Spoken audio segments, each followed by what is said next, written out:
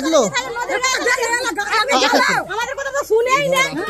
হ্যাঁ আমাদের তো শুনে চলে যাচ্ছে। কি সমস্যা কি আপনাদের? আমাদের সমস্যা আমরা বাস করছি, এখানে কি বাস করা যাবে? নদীর জল যদি সবসময় বয়ে, বন্যার জলে যদি বাঁধ ভেঙে যায়, ঘর বাড়ি পড়ে যাবে, তাহলে কি করবে? শুনছে এমপিও শুনানি, এমএলএও শুনানি, কি করতে চাইছে এমপিটা? আমাদের কাছে বলো এমপি কি করতে চাইছে? হ্যাঁ বাস্তব কথাই তো। ওখানে তো আমার সঙ্গেই ছিল, তো আমি ওখানে দাঁড়িয়েছিলাম, কথা বলেনি মানুষের সাথে, কারণ মানুষের প্রশ্নের জবাব এরা দিতে পারবে না। শুধুমাত্র মুখ্যমন্ত্রী আসেন হাঁটু জলে পা ডোবানোর জন্য। স্টেট থেকে এখন যে মুখ্যমন্ত্রী আসছে না, কোনো মন্ত্রী এখানে ঢুকতে পারছে না, সেই জন্য অফিসারদের পাঠাচ্ছেন। কিন্তু কাজ হচ্ছে কি? আদেও কাজ হচ্ছে কি? গত বছর বন্যায় যে সকল রাস্তাগুলো ভেঙে গিয়েছে, প্রধানমন্ত্রী সড়ক যোজনার রাস্তা, জেলা পরিষদের রাস্তা, সেই সব রাস্তাগুলো সারানো হয়। নদী বাঁধগুলো গত বছর বন্যা থেকে একটা বছর পার হয়ে গেল, এখনো পর্যন্ত নদী বাঁধগুলো কমপ্লিট হলো না, টেন্ডার করতে দেরি করলো। এখন আবার আসছে ফটোশ্যুট করে নিজেদের টিআরপি বাড়ানোর জন্য। এরকম সরকার মানুষ দেখতে চায় না। মানুষ চায় এই সরকার কাজের সরকার হোক, এখানে কাজ হোক। নদীর তীরবর্তী এলাকাগুলো দেখুন ভেঙে গিয়েছে, সব জায়গাতে ভেঙে গেছে, ধসে গেছে, নষ্ট হয়ে গেছে। কোটি কোটি টাকা বরাদ্দ হয়, কিন্তু তাতে কাজ হয় না।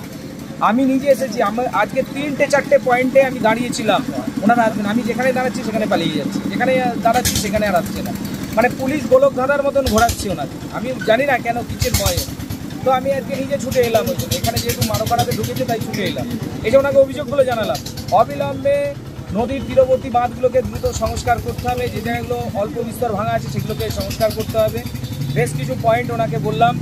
আমাদের রূপনারায়ণ নদীর নিচের দিক যেগুলো পলি পড়ে গেছে, সেই পলি খননের ব্যবস্থা করতে হবে, ওনাকে বলেছি অবিলম্বে এগুলো করতে হবে।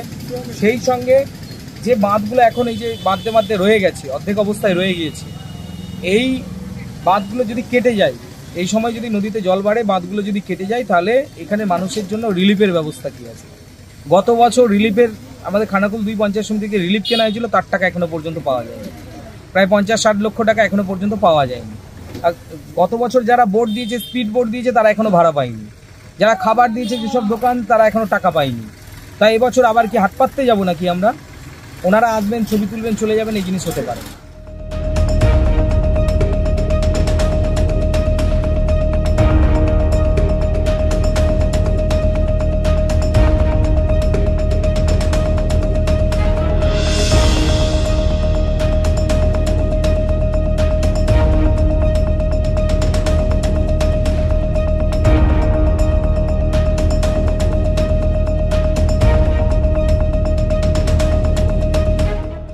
দেখলো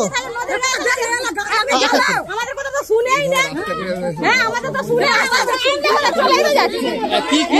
কি সমস্যা কি আপনাদের? আমাদের সমস্যা আমরা বাস করছি, এখানে কি বাস করা যাবে? নদীর জল যদি সবসময় বয়ে, বন্যার জলে যদি বাঁধ ভেঙে যায়, ঘর বাড়ি পড়ে যাবে, তাহলে কি করবে?